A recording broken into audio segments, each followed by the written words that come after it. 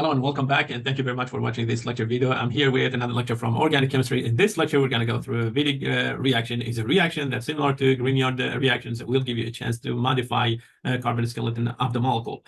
And the thing that's going to happen during the Wittig reaction, you take a carbonyl group and you will replace it by carbon-carbon double bond of carbon-carbons. So that means you will get an alkene instead of a carbonyl group. And the reaction is going to happen by, or it's going to start technically by preparing the Wittig reagent, which is a carbon attached to a phosphorus atom. And while carbon has a negative charge, phosphorus, it will have a positive charge. And these two, they will go after the carbonyl group and replace it by a double bond of carbon-carbon. Okay, let's go through the, all the step of the reaction and see what we are dealing with, especially during the transition state, because that's going to help us to how to design, the reaction in order to get the right product. So we have a carbon with a negative charge that's attached to phosphorus, and phosphorus, it has a positive charge. And now carbon is going to go after the carbon, the electrophilic carbon of the carbonyl group, which has a positive charge, while oxygen has a negative charge. Now, while, we can say, while the pi bond of the carbonyl is attacking phosphorus with a positive charge, carbon and of the Wittig reagent, it will attack the carbonyl, and this reaction, this process is going to happen technically at the same time. So it's a 2+2 cycloaddition reaction. And when we get the intermediate, that intermediate, it will go through rearrangement and it will give us an alkene plus triphenyl phosphine. Driving force for this reaction, or something that pushing reaction to the right side, is a formation of triphenyl phosphine. That compound is super stable compound, and because thermodynamically it's a favorite molecule, the reaction is going to move to the side that is technically producing it. Now, the first step of the reaction, before actually we add it to the carbonyl, we need to prepare the Wittig reagent. And the Wittig reagent is technically you can prepare it through a SN2 reaction. You will have a triphenyl phosphine, and as a nucleophile attacking alkyl halide, and it will kill the halide out of the system. Next step, you need to have a base. You can, in this case, we have a butyl group attached to lithium. Butyl, it will have a negative charge, while lithium, it will have a positive charge. So this is going to be our base. And somewhere inside the, the mechanism, that base is going to take hydrogen from the system, and it will leave a negative charge for us. Now, first step of the reaction is an SN2 reaction. And because it's an SN2 reaction, you have to think about the steric effect. I'm talking about this step, okay?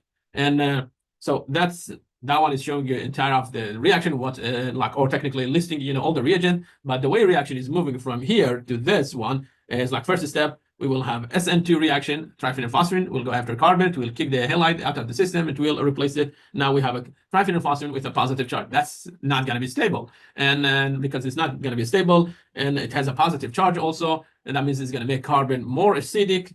It's going to pull some electron density from carbon, and that means the hydrogens attached to carbon, they will be more acidic. Now we need to have a base, but the base, it has to be really strong base, because the hydrogen is not that acidic, and that's the reason I say we really need to have a strong base, and that's going to be the base. It will take hydrogen from the system, and it will, hydrogen is going to leave the 2 electron on carbon, and it will give us a carbon with a negative charge. Now I got carbon with a negative charge, while phosphorus, it has a positive charge. I can share the lone pair with phosphorus, and that's going to give me a double bond between carbon and phosphorus. So now in Wittig reaction, we're going to take the triphenyl phosphine and replace it by anything that attached to the carbonyl group, okay? And now, so as you see here, this group, okay, got replaced by this one, okay? Now, before I go there, let me zoom on the transition state.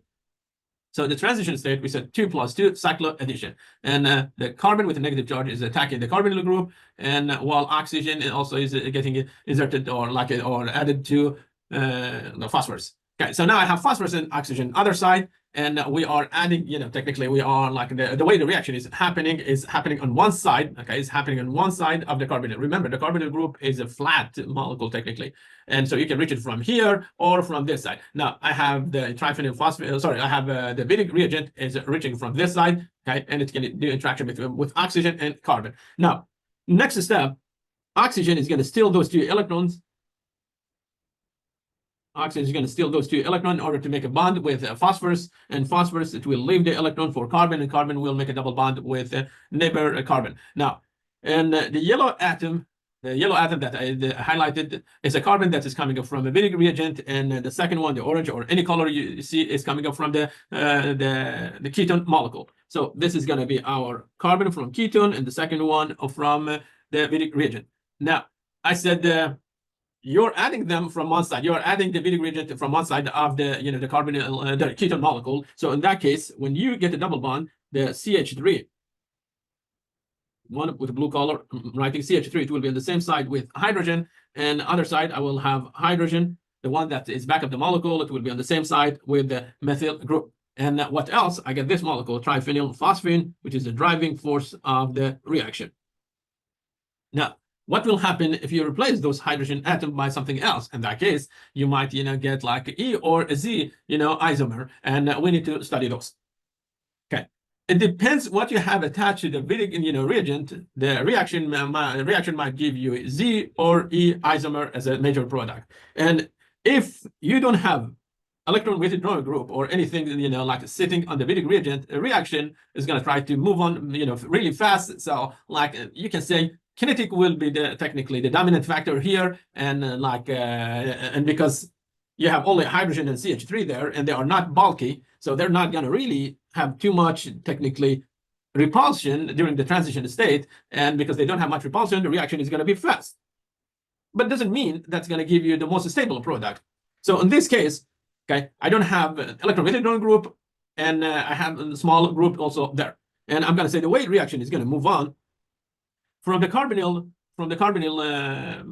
side. I have phenyl and hydrogen attached to the carbonyl, and the other side, I have a hydrogen and a methyl group attached to the Vedic reagent. Just simply say, take this oxygen, replace it by carbon, and which carbon? The carbon of the technically the Vedic reagent. That carbon, it comes with two substituents, methyl and hydrogen. Now, if you don't have electron withdrawing group, put the substituent, bigger substituent technically, yes, I have to say the bigger one here. It will be on the same side with the phenyl, and that's going to give you Z isomer or configuration. Well, if you replace any of those hydrogen or methyl group by electron withdrawing group, in this case you will get an E product. You might say, why do I get E product? Because if I replace it by bulkier group like this,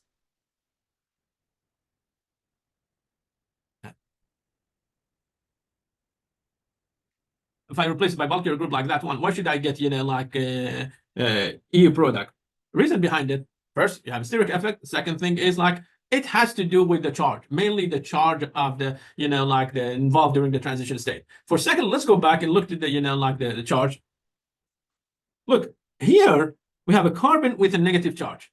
That carbon is not going to be stable. Yes, it has a double bond with triphenyl phosphine, but it's not going to be stable. The reason for it, because in some cases it can be carbon with a negative charge, and because it's not stable, it will try to get acted as soon as possible. And so if there is nothing to stabilize that negative charge, this species, it will be really reactive, and because it's reactive, it's not going to be selective.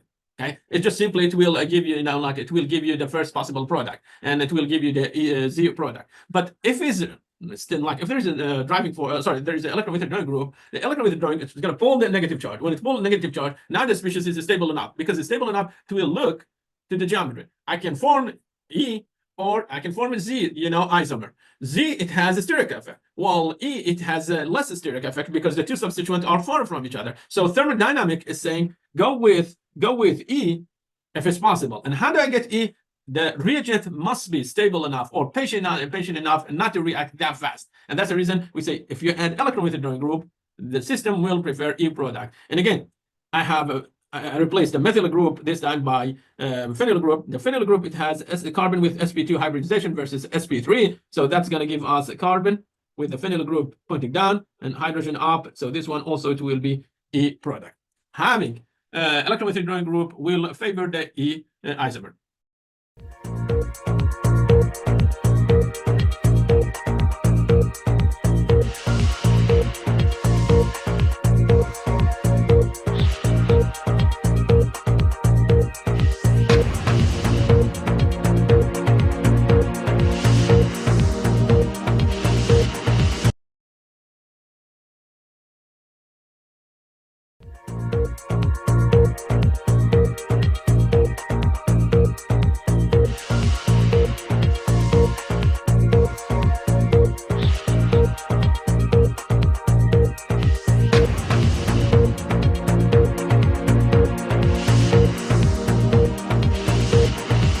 can, we can stabilize the Wittig reagent through adding a bunch of electron withdrawing group, or some scientists, they came with a different method. They said, we have a phosphorus there, and we can attach some electron withdrawing group to phosphorus. I'm talking about these atoms.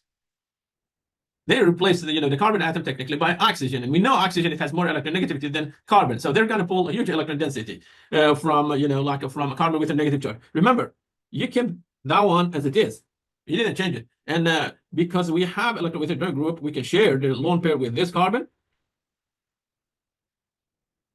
We can share it with this carbon, and the carbon of the carbonyl group, it can give the pi to oxygen, so it will leave oxygen with a negative charge.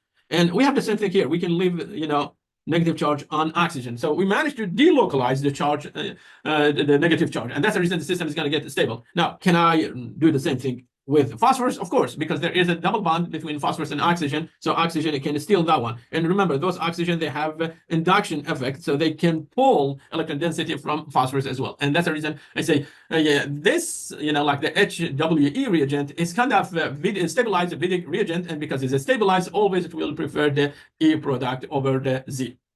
Now, so we said the way we actually prepare the Wittig reagent, we run SN2 reaction. We take triphenyl phosphine reacted with the alkyl halide. We kick the halide out of the system in order to get the Wittig reagent. So it's an SN2 reaction. Now, I have such a reaction, and I want to know how to prepare it. I have two ways to do it.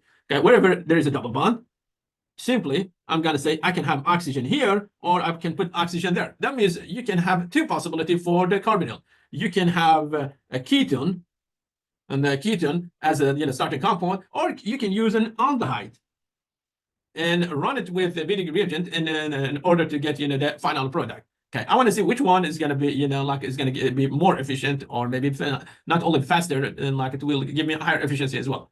And so if I go with a ketone, if I put the oxygen on the butane, and then have a ketone, in that case, my Wittig reagent, it will have this group, CH2. Okay. Well, if I go with a formaldehyde and as a source of the carbonyl, in that case, I'm going to have this attached to the triphenyl phosphine. That means I will have a carbon that has a secondary order. Well, here we have methyl attached to triphenyl phosphine. Okay, let's review transition state of both reaction in order to get the Wittig reagent. Okay, if you start with a methyl halide, and you react with a triphenyl phosphine, the reaction is going to go through a SN2 reaction. So it's going to be SN2. This one will be the nucleophile. That's going to be the leaving group.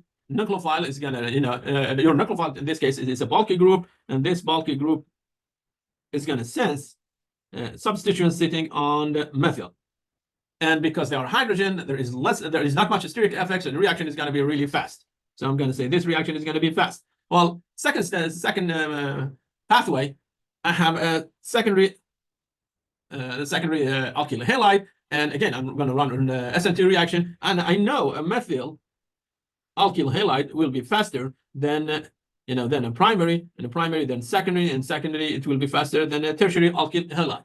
Okay, so from methyl now I'm switching to a secondary alkyl halide, and this reaction again is going to be similar to the previous one. We have a triphenyl phosphine with a bulky group, and it's going to have a steric effect with the substituent of the carbon during the transition state. Now, because I replaced hydrogen atom, two of the hydrogen atom, by methyl and ethyl, and I know methyl and ethyl are bulkier than hydrogen, I'm going to have too much steric effect inside the transition state. So this reaction is going to be slower than the first one. The first one, it will be faster. So which pathway I have to choose?